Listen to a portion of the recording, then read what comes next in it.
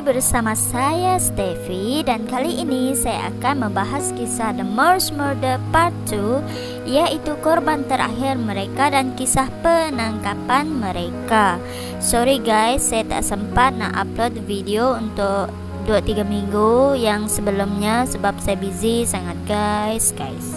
Saksikan video ini sampai akhir ya guys. 10 bulan kemudian mereka beraksi lagi, dan kali ini perancangan mereka akan memakan diri. Pada 6 Oktober 1965, Brady dan Myra telah membawa pulang bersama mereka seorang remaja berusia 17 tahun bernama Edward Evans. Tujuan Edward mengikuti mereka bersama kerana dipercayai Brady mengajaknya untuk melakukan B-sex.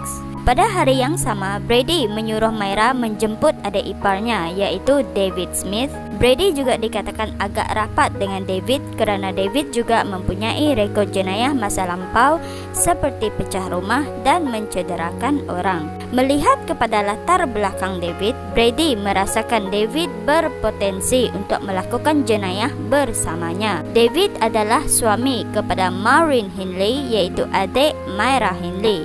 Berbalik kepada Edward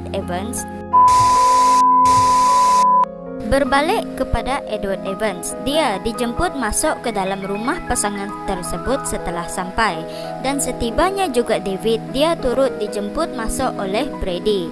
Pendek cerita, pergelutan berlaku antara Brady dan Edwards. David yang ketika itu berada di dapur bergegas berlari ke arah mereka.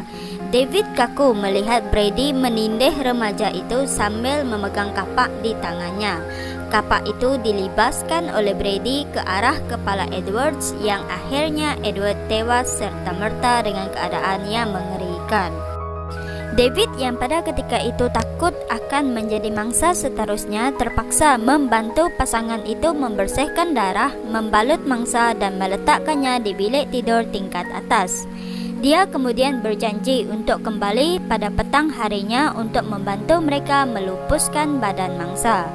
Dalam masa beberapa jam, David melaporkan pembunuhan yang telah disaksikannya pada awal malam kejadian. Polis mendatangi rumah Brady dan mendapati mayat Edward.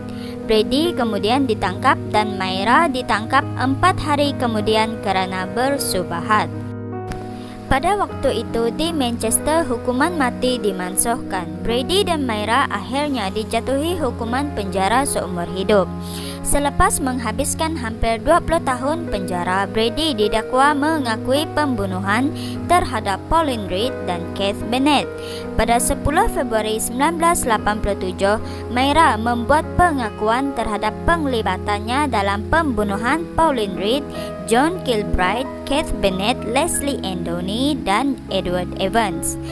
Dan dari keempat mayat yang ditanam di Saddleworth Moor, hanya 3 mayat korban sahaja yang ditemukan, yaitu mayat Pauline Reed, John Kilbride, dan Leslie Andoni.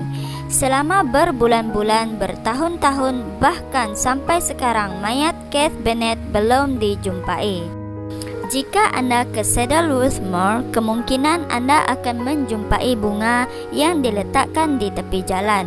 Ianya adalah untuk mengenang dan memperingati jasad Keith Bennett yang ditanam di situ dan masih belum dijumpai sehingga sekarang. Selama 20 tahun penahanan Ian Brady di penjara Durham, pada bulan November 1985 dia dipindahkan ke Hospital Psychiatry Ashworth selepas dia didiagnosis menghidap paranoid skizofrenia, dan dia meninggal pada 15 Mei 2017 kerana penyakit paru-paru. Myra Hindley menderita pneumonia pada tahun 1999 dan meninggal dunia di penjara pada 15 November 2002. Kisah The Moors Murder ini telah diangkat ke layar perak pada tahun 2006 dengan tajuk See No Evil. Oke guys, itu saja untuk video The Moors Murder Part 2 ya guys. Jangan lupa like, comment, dan subscribe. And thanks for watching. Bye-bye.